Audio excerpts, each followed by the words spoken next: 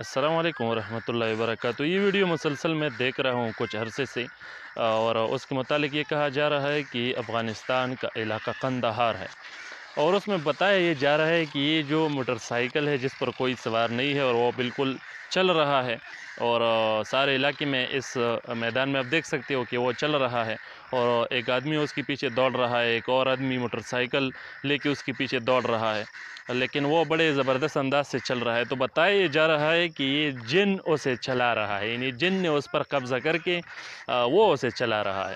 तो उसमें कितना हकीकत है वो तो अल्लाह ही बेहतर जानता है। बाकी आप लोगों को जो लगता है कि ये किस वजह से ये इत्तेफाकन ऐसा हो रहा है या कोई और मसला है, तो कमेंट में बताइए, उसके मुतालिक वजाहत करिए कि ये क्या मसला हो सकता है। चलो देखते हैं।